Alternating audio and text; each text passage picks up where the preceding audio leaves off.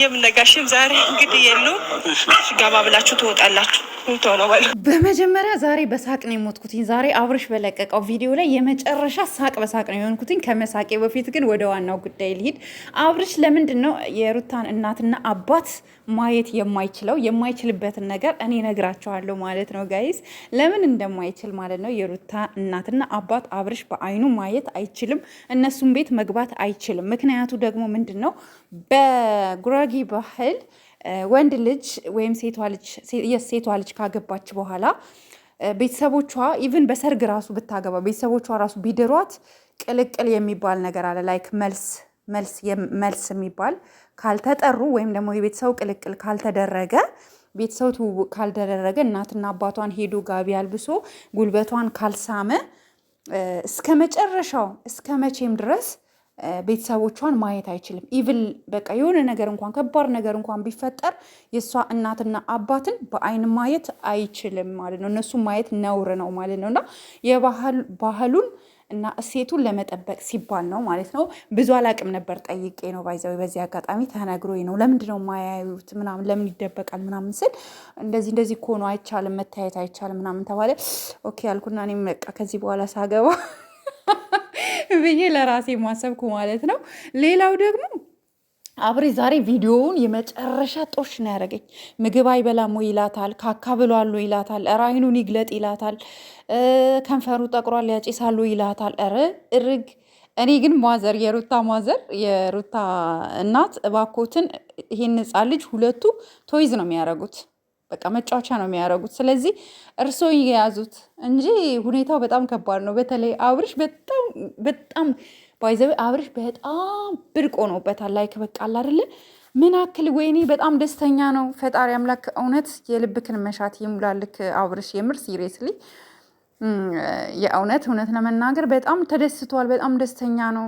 ፈጣሪ አምላክ ከዚህም በላይ ጨምሮ ጨማምሮ 2 3 4 ልጅ አድርጎ ይስጥክ። የእውነት በጣም ልጅ የሚወድ ሰው ደስ ይለኛል እኔ በዚህ አጋጣሚ። እና የመጨረሻ እያሳቁኝ ነበረ። ለሩታዬ አበባም ተገዝቶላታል፣ ግን ደንግጣለች። ምክንያቱም ቤተሰቦቿ እዛ ሆነው አይገባም፣ ነውር ነው፣ በጣም ነውር ነው። እንደውም እሱ ጎበዝ ነው። እንደውም ተደብቆ እህቱን አናግሮ ምናምን ነገር እህቷን አናግሮ ሄዶ አያት እንጂ እስከ መቼም እነሱ ቤተሰቦቹ ድግስ ደግሰው ቅልቅል ካላረጉ በስተቀረ መገናኘት አይቻልም። እኔ ግን መስቀል ቅልቅል ያደረጉ መስሎኝ ነበር። ቪዲዮ አለቀቁም እንጂ እንደዚ አይነት ነገር ያለ መስሎኝ ነበር፣ ጠርጥሬ ነበር። ለካ እስከዛሬ ቅልቅል የላቸውም ማለት ነው። የቤተሰብ ትውውቅ አላረጉም ማለት ነው። በጣም ይከብዳል የእውነት። ባይዘዌ እንደዚህ ብዙ አይቆይም። አብዛኛው ሰው ባለው ነገር የቤተሰብ ቅልቅል ያደርጋል። አይኖ የሆነ ነገር ምናምን እንትን እንደሚል እረዳለሁ። ያው ይደገሳል፣ ድግስ ይደገሳል፣ ግድ ነው። ባይዘዌ የእኛ ቤት ራሱ መስቀል ላይ ሰርግ ነበረ፣ እኛ ቤት ራሱ ማለት ነው። እና ቅልቅል እሁዱ ከመስቀል በኋላ ማለት ነው፣ መስቀል አካባቢ ማለት ነው። እና እሁዱ ሰርግ ነበረ። ከዛ በኋላ ማክሰኞ መልስ ሆነ። ሐሙሱ ደግሞ ቅልቅል ተባለና ደግሞ ቤተሰው ደግሞ ወደ ሴቷ ቤት ሄደ ማለት ነው። እንደዛ ነው የተደረገው እኛ ቤት ራሱ። አሁን የባለፈው መስቀል ሰርግ ነበረ እኛ ቤት ላይ። እና ምንድን ነው እነሱ አላረጉም። ያንን ስላላረጉ ቤተሰቦቹን የማየት መብት የለውም ማለት ነው። እንግዲህ አብርሽ አይዞክ፣ ምንም ማድረግ አይቻልም። 40 ቀን ነው። 40 ቀን ከ40 ቀን በኋላ ሚስትና ልጆችክን ወደ ሸገር ይዘክ ትሄዳለክ ማለት ነው። ባቢም ሚስትክንም ይዛሃት ትሄዳለክ። ሩታ ግን በጣም ደንግጣለች። በጣም ሩታ ቤተሰቦቿን በጣም ትፈራለች። ደንግጣለች እኮ በጣም ክው ነው ያለችው። ክው በቃ እንደዚህ እንዲህ በጣም የደነገጠችው በጣም ፈርታለች። እና በቃ እንዲህ ሽልክ እያልክ ለምን እንትን አታረግም? ባጥር እየዘለልክም ቢሆን ማታ ማታ እየገባ አብረሃት ማደር አለብክ። ሩታዬ ውድ እውነት አራስነት በጣም ባይተዋር ያደርጋል፣ ብቸኛ ያደርጋል። ባይዘዌ በዚህ አጋጣሚና እህቷ ከጎኗ ስለሆንሽ በጣም እናመሰግናለን። አብርሽዬ ደግሞ የምትላላካት ትንሽ የምትጠብቃት ምናምን የምትፈልገውን ምግቧ ምናምን በሰዓቷ የምታቀርብላት ሰው ቅጠርላት፣ ጉድ ብላ ሆል ቡናውንም ምኑንም በደንብ በቃ ገንፎን ጠዋት ቡላውን የሚያስፈልጋትን ነገር በሙሉ አርግላት። በቃ ይህን እንድታረግላት ፈልጋለሁኝ። ደግሞም እንደምታደርግላት አንጠራጠርም። ሁላችሁም እንኳን ደስ አላችሁ። ለማንኛውም አብርሽ ሰፕራይዝ አድርጓታል፣ በግና አበባ ማለት ነው።